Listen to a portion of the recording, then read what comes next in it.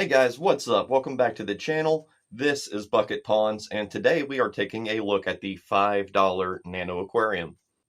We built this in a previous video, and today we're going to take a look at it again. It's about 10 days after setup. I don't usually do an update so quickly, but I want to see what's going on in there, and I want to share it with you guys. So let's do a quick review of how we built this jar. I will include a link to the full build video below. But we used some marble chunks, some lava rock, some dayflower, some duckweed, and some moss. This is a 42-ounce jar, and I know for sure that all of these items will grow in the water or floating or submerged. And here we are. This is about 10 days after setup, and the jar looks great. I'm pretty happy with this. You could take it a step further and include some driftwood, but I'm not a driftwood guy, and I'm not going to use improperly prepared driftwood, and I'm definitely not going to buy any driftwood, um, because it's overpriced. Everything in the aquarium hobby is overpriced. So that's why I try to find my elements, my items elsewhere. For instance, our lava rock and our marble chunks, they come from Home Depot. Any home improvement store will have a big 25-pound bag of stone like this, and it's literally the same stuff you would use in a fish tank, the lava rock anyway. Most people would not use marble chunks in a aquarium because it will alter your pH. It will make the water a little harder, and this is actually a good thing for our snail aquariums, and I personally love marble for that reason. You'll even see the snails kind of rasping or chewing on the marble occasionally. I'm not sure if they're actually able to, pick up a small piece of calcium here and there, but marble is just calcium bicarbonate.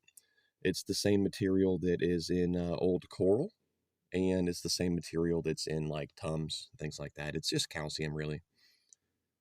And yeah, it works to add some much needed calcium to our snails, to the water, and to their diet. But yes, after 10 days, the moss is still alive. The dayflower is growing, the duckweed has spread a bit, and the bottom of the jar is completely clean. Our snails have been hard at work, and if you watch the build video, you'll know that we started with about 5 or 7 snails, roughly adults. And yeah, they've been busy. They've laid eggs all over the place, and you will notice that my snails in this particular tank, they chose to lay most of their eggs up above the water. And that's because most of these snails came from a aquarium that had a planaria problem. And I have solved this planaria problem with the help of our gambusia mosquito fish. I love those guys. Turns out they love planaria. But the snails had adapted to these planaria predators by laying their eggs way up above the surface of the water. And they have a number of different adaptations they can employ based on what predators are in their ecosystem. Now, I should mention that my mosquito fish, they will also eat the snail's eggs. So it makes sense that, they respond to this by laying their eggs up above the surface of the water, protecting them from planaria and from gambusia, mosquito fish. But they also have a number of other adaptations. When exposed to water from a crayfish aquarium, for instance, the snails will start to develop a slightly thicker shell with some little ridges on there, and they will also begin to breed more quickly as a response to, their population being diminished by a predator. Now, these guys are little biomachines. They don't know that they're doing this. They're just responding to instinctual cues in their biology. But I think it's really cool that they have all these different ways to defend themselves and to replace their losses and to keep their population going. Now, these guys are also part of my bladder snail breeding program, and that is essentially outbreeding. That means that we've acquired snails from Puerto Rico and Kentucky and Texas and Florida, and we've also acquired some snails from the wild, all of the same species, and we've put them together and we've crossed them, and this has basically increased their genetic health. A snail can lay its own eggs, it can fertilize itself, but those eggs become weak, they become inbred, and they even suffer from something called inbreeding fatigue, which slows down their reproduction rates. So if you've kept bladder snails in an aquarium for 2 or 3 years, you're starting to notice that they're breeding slower, they're less healthy, less robust. But outbreeding can change that and can improve their health dramatically. We have here a slice of cucumber. The skin from our cucumber It turns out the snails wouldn't eat that. That was a bit of a test to see if they would eat the skin. I usually cut it off, but we'll have to fish that out of there eventually. Just look how clean it is, though. Look how clean everything is in the aquarium. And here they are, uh, doing their job. They are cleaning. These guys are excellent members of a cleaning crew, and they're actually chewing on anything they can find, any debris, any dirt, any algae, anything like that trying to grow in this jar is basically a food source, any organic material. They are omnivorous, but they will not eat live plants. And here's a snail rasping on the marble. This is what I was talking about. He's basically chewing on the marble. They have very interesting jaws and teeth and tongues as well. But yes, they will chew on the marble chunks just like they would chew on another snail's shell. If you had a tank that had very low calcium levels, it was very unhealthy for the snails, they would begin to rasp on each other's shells trying to get that calcium. Here, by providing the marble chunks, they don't have to do that. They can chew on this marble anytime they need a little extra boost, a few extra minerals to help their shells grow. But the jar looks great, and everything's going really well in here. Say you are raising bladder snails for live food, for pets like pufferfish. You can employ some of these different tricks that I've talked about. You can get a little water from your friend who has a crayfish aquarium. You can get a couple bladder snails from your other friend who maybe has some in their tank. And you can put all this stuff together and you can increase their breeding behavior and also their genetic health, their well being, their lifespan. You can do a lot to improve upon the already notorious bladder snail. People hate these little snails, but I love them to death.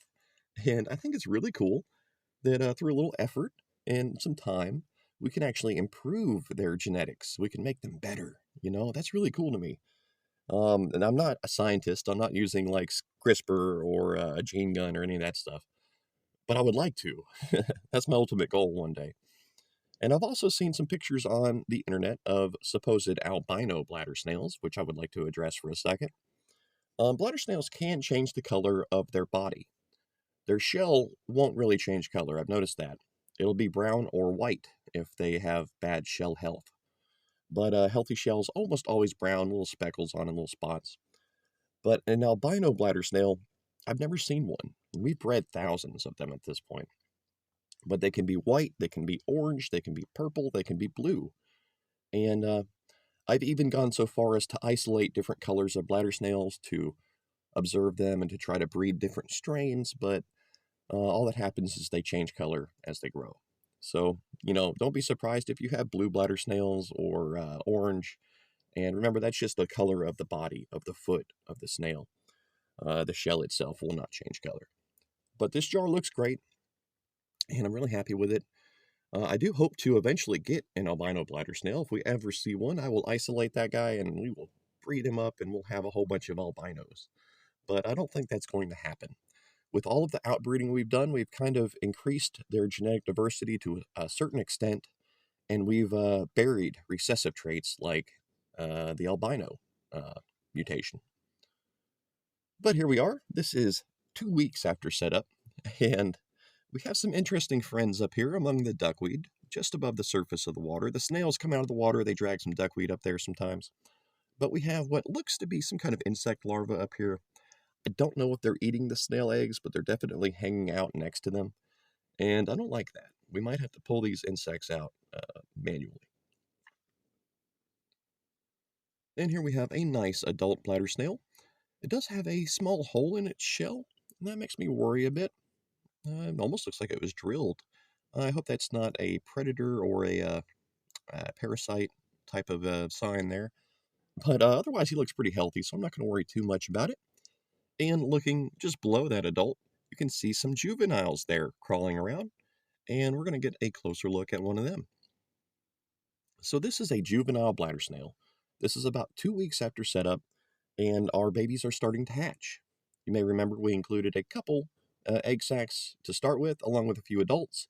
The adults have laid, 12 or 14 new egg sacs up there, and some of the first ones are hatching. So this is a juvenile. He's a little bit bigger than a hatchling. When they first hatch, they're almost invisible, and this is with a macro lens. You can see he's still very small. But once they get to the point where you can see them with the naked eye, they are essentially mature. They can have babies, they can lay eggs, and yeah, they're little fully functional adults when they get to that point. You know, that little guy is about the size of a pinhead right now. But here's an adult coming up into frame, and this is a great size comparison. Full grown versus a young juvenile. And this adult here, he is the average size you'll see for an adult bladder snail. He has a very healthy shell, and he's about the size of a tic tac, something like that. I have seen bladder snails get up to 2 or 3 times larger than this guy in my ponds, and I'm not sure why. That might be a response to the amount of water they have available. I'm not very sure, but yeah, that's about the average size you'll see for a bladder snail. Now here we're taking a look at the moss, and the moss looks a bit different because the snails have consumed every little piece of dirt that came in with that moss. That moss did have some dirt on the bottom, you know, just like it would if you picked it up in the forest somewhere. But the snails have cleaned all of that up and they've consumed it. And our dayflower has been rooting. It's rooted everywhere. Dayflower does not mess around about rapid growth and throwing some roots out.